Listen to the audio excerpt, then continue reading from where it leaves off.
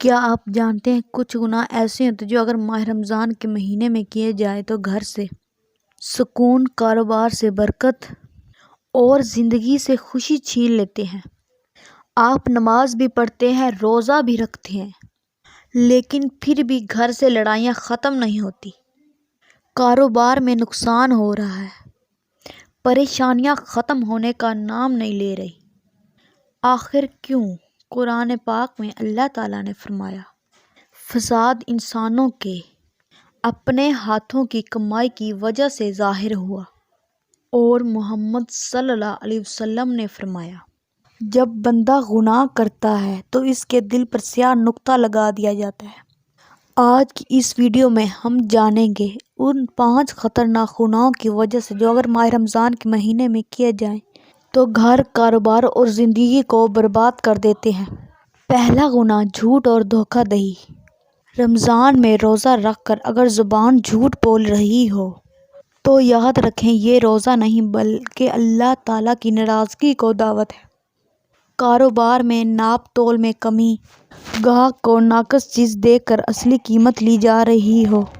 نبی کریم صلی اللہ علیہ وسلم نے فرمایا، جو شخص دھوکہ دیتا ہے وہ ہم میں سے نہیں۔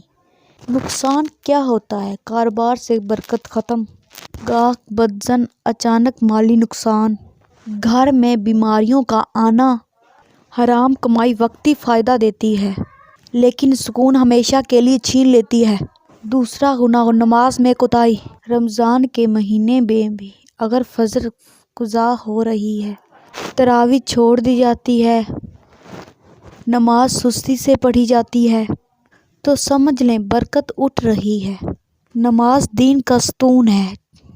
جس گھر میں نماز قائم ہو وہاں رحمت کے فرشتے رحمت لے کر آتے ہیں۔ گھر میں لڑائیاں، دل کا بے سکون ہونا، دعاؤں کی قبولیت میں رکاوٹ۔ اگر گھر آباد کرنا چاہتے ہو تو نماز مضبوط کرو۔ تیسرا گناہ، رشتہ داروں سے تعلق توڑنا۔ انا، غصہ، ضد اور نتیجہ سالوں سال بات چیت بند۔ حدیث میں آیا ہے، رشتہ توڑنے والا جنت میں داخل نہیں ہوگا۔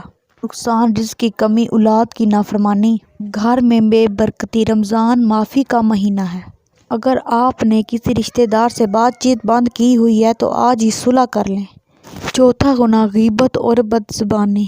روزہ صرف بھوکا پیاسا رہنے کا نام نہیں۔ اگر زبان غیبت کر رہی ہے تو سسرال کی برائیاں، رشتہ داروں کی برائیاں، کاروباری لوگوں کی برائیاں، تو روزہ کمزور ہو جاتا ہے۔ نبی کریم صلی اللہ علیہ وسلم نے فرمایا، کتنے ہی روزہ دار ایسے ہیں جنہیں روزے سے سوائے بھوک کے کچھ نہیں ملتا۔ اثرات، عزت ختم، دشمنیاں بڑھتی ہیں، دل سخت ہو جاتے ہیں۔ اپنی زبان کو قابو میں رکھنا ہی اصل روزہ ہے۔ پانچواں اور سب سے خطرناک گناہ، سود اور حرام کمائی۔ سود لینا دینا، رشوت، ناجائز منافع، یہ وہ گناہ ہے جس کے بارے میں قرآن مجید میں وعید آئی ہے کہ یہ اللہ اور اس کے رسول سے جنگ کے مترادف ہے۔ سوچیں، جس گھر میں سود کا پیسہ آ رہا ہو وہاں سکون کیسے آئے گا؟ اچانک حادثات، مسلسل قرض، اولاد میں بگاڑ۔ حرام مال گھر کو باہر سے چمکاتا ہے لیکن اندر سے کھوکھلا کر دیتا ہے۔ میرے پیارے بھائیوں اور بہنوں، رمضان موقع ہے بدلنے کا۔ اللہ تعالیٰ ابھی بھی دروازے کھولے بیٹھا ہے۔ اگر آپ چاہتے ہیں گھر میں سکون آئے، کاروبار میں برکت آئے، اولاد نیک ہو، پریشانیاں ختم ہوں تو آج ہی سچی توبہ کریں۔